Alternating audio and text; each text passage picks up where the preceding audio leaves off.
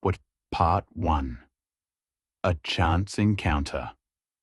The rain had been falling all afternoon, soft and steady, painting the streets in silver reflections. Claire stood beneath the awning of a small cafe, waiting for the storm to ease, when she noticed a man across the street struggling with a broken umbrella. He laughed at his own misfortune, though no one was there to hear it, and then finally gave up, letting the useless umbrella drop into the nearest bin. Something about his laughter caught Claire's attention. It was warm, unguarded, as though the rain itself were a private joke shared only with him. A moment later, the man hurried across the street and ducked under the same awning where Claire was standing. His coat was soaked, his hair dripping, but his smile was bright.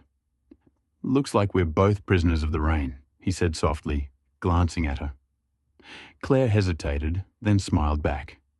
There was nothing unusual about two strangers sharing shelter from the storm, and yet, as she looked into his eyes, deep, searching, and unexpectedly gentle, she felt a strange stirring in her heart, as though this fleeting moment might carry a weight she could not yet understand. She didn't know his name. He didn't know hers. But something had already begun. Part 2. The beginning of something. The storm lasted longer than either of them expected. For nearly an hour, Claire and the stranger remained under the cafe's awning, talking in fragments between silences. His name was Daniel. He was a photographer, traveling from city to city, chasing moments most people overlooked. The way light touched a window, the quiet curve of an empty street, the expression on someone's face when they thought no one was watching. Claire listened with quiet fascination. She was used to her world being measured in deadlines and predictable routines. Daniel's world felt freer, almost weightless, and she found herself drawn to it like a moth to a distant flame. When the rain finally softened, Daniel offered to walk her home. She should have said no. They were strangers after all. But something inside her whispered that this moment was rare, fragile, and if she let it go, it might never return. So she agreed. They walked together through the damp streets, speaking in gentle tones, sometimes falling into silence that felt strangely comfortable. At her door, Daniel hesitated, as though uncertain whether to say goodbye or to linger. "Maybe," he said finally, "I could see you again." Perhaps not by chance this time. Claire felt her heart skip a beat. She nodded. "I would like that." And with those simple words, something new began. Delicate, uncertain, yet carrying within it the promise of everything. Part 3. The days that followed. Their meetings quickly became the quiet rhythm of Claire's days. At first, it was simple. Coffee in the mornings, long walks in the park, conversations that stretched until dusk. But soon, it grew into something deeper. Daniel carried his camera everywhere, and often, Claire became his subject. He said her smile looked like sunlight after rain. She laughed at his words, but inside, she carried them close, as if they were treasures meant only for her. Claire, in return, showed him pieces of her life she rarely shared with anyone.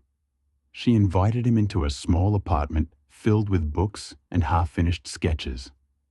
Daniel admired the way she created without fear of imperfection, while she admired the way he noticed beauty where most would simply pass by. There was a gentleness between them, as if they both understood how fragile such happiness could be. And yet, with every day, Claire felt her heart opening in ways she had not thought possible. But sometimes, when the evenings grew quiet and Daniel's laughter faded into thoughtfulness, there was a distance in his eyes, a shadow he did not name. Claire wanted to ask, but she feared the answer. So instead, she pretended not to notice, holding tighter to the moments when he was fully present, fully hers. One evening, as they stood by the river, Daniel whispered, almost to himself, "Nothing lasts forever, but some things stay inside us, even when they're gone." Claire shivered at his words, though the night was warm. She wanted to believe that what they had could last, that it would not slip away like rain on glass. But deep down, she felt the first tremor of something fragile beginning to crack. Part 4. The first distance. The days grew shorter, and with them, so did Daniel's presence.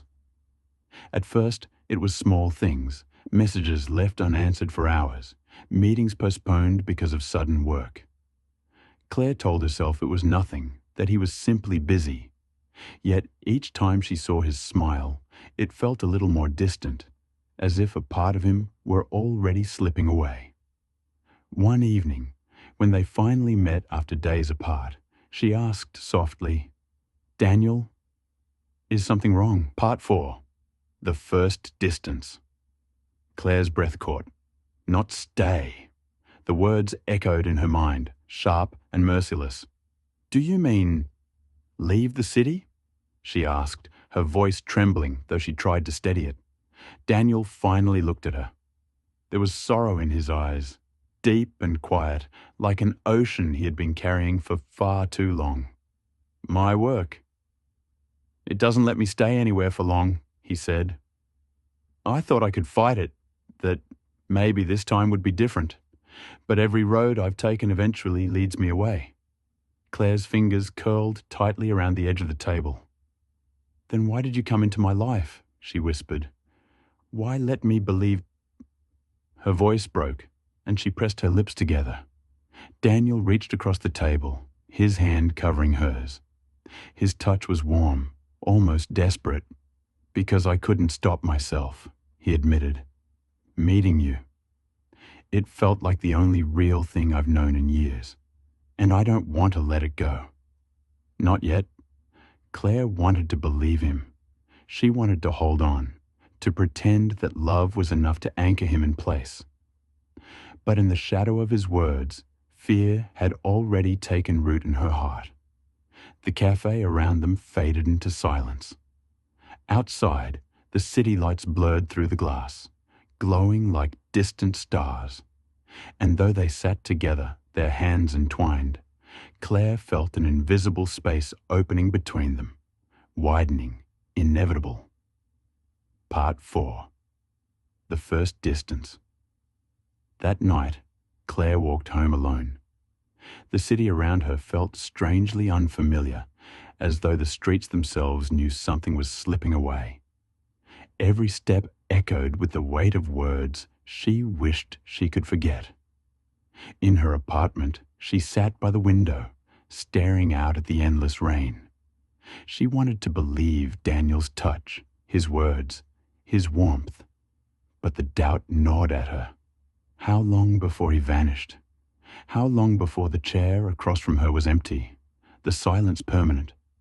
When she finally saw him again, days later, his smile seemed almost fragile, as if he were already half ghost. He kissed her gently, held her longer than usual, and whispered, "If I could choose, I would stay with you." Claire clung to him, tears burning her eyes, though she did not let them fall. She felt the truth in his embrace, the truth she had been running from. Love, no matter how deep, could not change what was coming. And yet, she loved him all the more, even as the days with him began to feel like grains of sand slipping through her fingers. Some part of her already knew. This story was not meant to last. Part 5. The last goodbye. Winter came quietly, wrapping the city in pale light and long shadows. Claire felt the season deepen, not only in the air, but in her heart. Daniel was still with her, but each day felt more fragile, like a glass that might shatter at the slightest touch. One evening, as snow fell softly outside her window, Daniel sat beside her, silent. His camera rested on the table, unopened, as though even he no longer had the strength to chase beauty. Claire reached for his hand, holding it tightly. "Don't leave me," she whispered, her voice trembling like the snow against the glass. Daniel turned to her, his eyes full of sorrow. "If love alone could keep me here," he said softly, "I would never leave. But Claire, my path was never meant to stay in one place. I can't ask you to wait for me. It would break you." Her tears finally fell, slow and unstoppable. "It's already breaking me." Daniel pulled her close, pressing his forehead against hers.